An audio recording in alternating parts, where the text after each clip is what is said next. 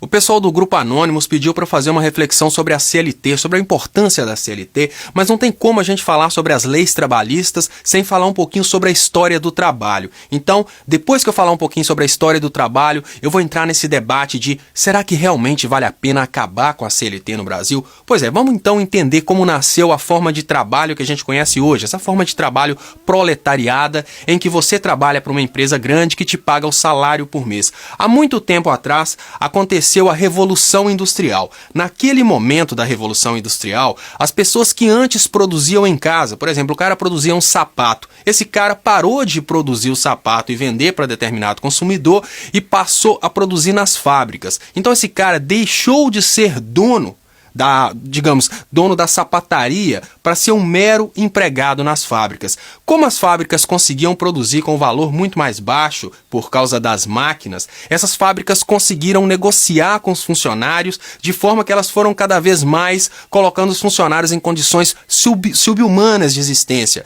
O que aconteceu naquela época, gente, é que as fábricas falavam a seguinte coisa: olha, eu tenho emprego para você, eu pago tanto. Se você não quiser, tem um monte de gente lá fora esperando por emprego. Se você não quiser, você passa fome. Isso é a triste realidade da Revolução Industrial, em que a gente sabe muito bem que crianças trabalhavam 12 horas por dia. Enfim, a Inglaterra, a França conseguiram crescer bastante as indústrias dessa forma, mas as pessoas que estavam realmente trabalhando, que estavam realmente produzindo, começaram a passar fome, passar necessidades e começaram a se aglomerar em o que a gente hoje chama de favelas, porque para aquelas pessoas era muito mais fácil morar perto das fábricas, onde eram locais cheios de poluição. Essas pessoas foram se aglomerando e exatamente por causa da união dessas pessoas nasceu o embrião do sindicato. Aquelas pessoas notaram que se uma ou outra tentasse negociar melhores condições de trabalho, elas não conseguiriam, elas seriam simplesmente eliminadas da fábrica, mas se elas agissem conjuntamente, elas conseguiriam negociar, por exemplo, olha, se a gente não tiver pelo menos uma parada para almoço, a gente vai ter que parar de trabalhar todo mundo junto. Foi assim que nasceu o que a gente hoje conhece como sindicato. E um pouco mais para frente, isso já nos anos 1900, começaram a nascer as leis trabalhistas. Agora, indo para a realidade do Brasil, por causa desse mesmo tipo de exploração, o Brasil estava vivendo aquele sistema que hoje o pessoal está querendo trazer de volta, né? Aquele sistema neoliberal, onde os produtores têm condição de virar para o funcionário e falar: olha, eu não vou te pagar férias, eu não vou te pagar 13º, que nem existia na época, eu não vou te dar pausa e você vai ter que trabalhar 12 horas por dia. O cara fala: mas eu não aguento isso. Aí o cara vira para ele e fala: olha, se você não aguenta, ali fora tem um monte de gente que aguenta. E dessa forma, os donos das indústrias vão negociando e vão cada vez mais diminuindo o salário das pessoas. E foi para isso que nasceram as leis trabalhistas. Agora, entrando na ideia das leis trabalhistas, o que é importante você saber a respeito das leis trabalhistas? Quando grupos de direita criticam as leis trabalhistas, falando que elas tornam difícil empregar pessoas, é por causa da característica de irrenunciabilidade das leis trabalhistas. Isso é muito importante, porque o legislador daquela época, ele chegou à conclusão que se ele desse para o patrão e para o funcionário o poder de negociar, o patrão, como tem muito mais poder que aquele determinado funcionário, o patrão poderia virar para o funcionário e falar: olha, eu sei que você quer ter férias, eu sei que você quer ter 13º, mas se você quiser ter férias e ter 13º, eu não te emprego. Foi dessa forma que as leis trabalhistas nasceram de forma irrenunciável. O patrão não tem o direito de negociar com o funcionário que o funcionário não vai ter férias. O patrão não tem direito de negociar com o funcionário, por exemplo, que ele não vai ter parada para almoço. O patrão não tem direito de negociar com o funcionário, por exemplo, que ele não vai receber 13º, porque esses são direitos irrenunciáveis. E por que esses são direitos irrenunciáveis? Exatamente para que o patrão nem tente negociar isso. Parece uma coisa estranha, mas é muito importante esse tipo de direito irrenunciável, porque senão, em momentos de crise, o que um empresário pode fazer é começar a tirar os direitos do trabalhador, virar para o trabalhador e falar: olha, você está vendo que o desemprego está alto, né? Se você não parar de fazer hora de almoço, eu te mando embora. Olha, você está vendo que o desemprego está alto, né? Se você não abrir mão do seu 13º e se você não abrir mão das suas férias, eu te mando embora, porque lá fora tem um monte de gente procurando. Para evitar que o empregador tentasse negociar esse tipo de coisa, o legislador colocou isso como direitos renunciáveis. Por mais que o funcionário assine um papel falando que não quer receber férias, não quer receber 13º, esse papel não vale absolutamente nada. Então deu para você entender o poder das leis trabalhistas. As leis trabalhistas dão para todo funcionário no território nacional a condição de dignidade irrenunciável. Isso significa que um funcionário não vai poder jogar com o outro funcionário falando, por exemplo, chegando perto de um patrão, o cara está em dificuldade financeira, aí o cara chega perto do patrão e fala, olha, o seu Zé trabalha para você de pedreiro, não é? Sim, o seu Zé trabalha para mim de pedreiro, ele me cobra R$1.000 por mês.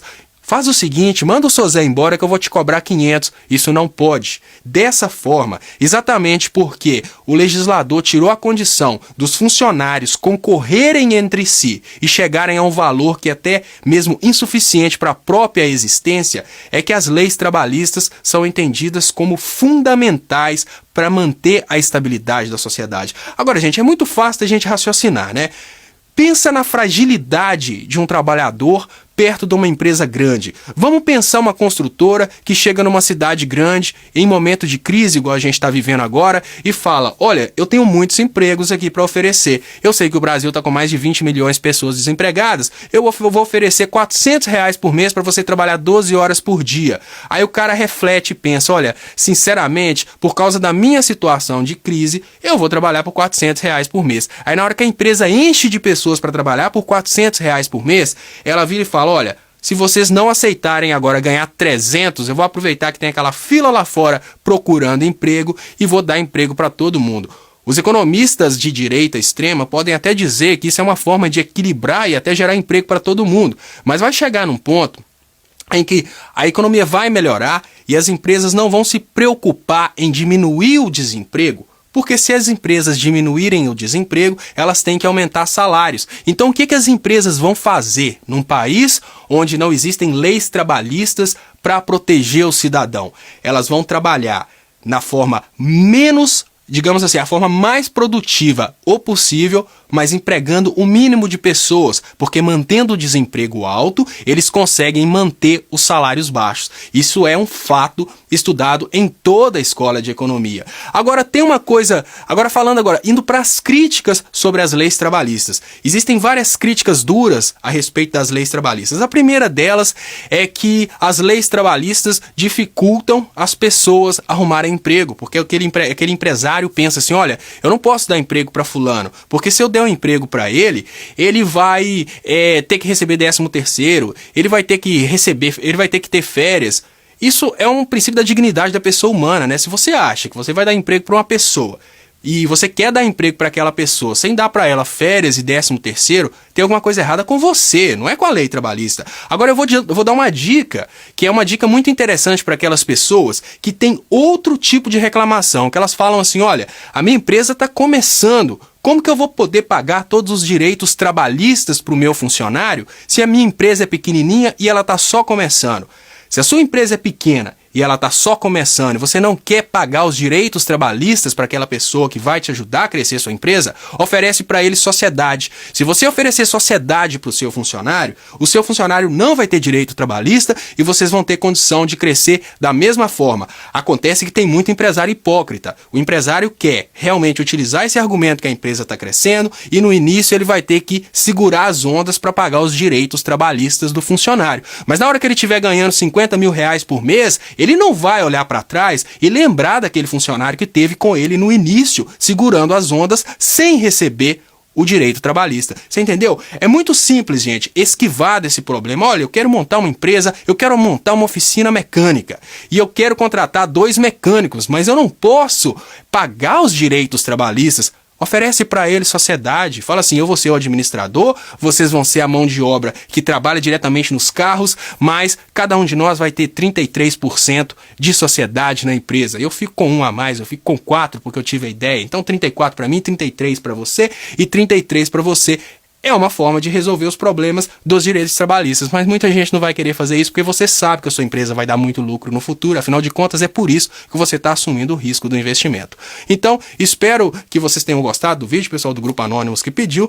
Muito obrigado Essa é a minha opinião. É claro que tem opiniões divergentes, mas eu acho que de forma alguma o Brasil pode abrir mão dos direitos trabalhistas, porque afinal de contas, mesmo com direitos trabalhistas, as pessoas estão sem condição até mesmo de se manter com o salário mínimo. Já pensou se a gente tirar os direitos trabalhistas e as empresas tiverem condição, por exemplo, de jogar o salário para 300, 400 reais nesses momentos de crise? Não. O que a gente precisa é de uma política que estimula criação de empregos, uma política que estimula a formação de renda, e não uma política que estimula alto desemprego para manter os salários dos funcionários baixos.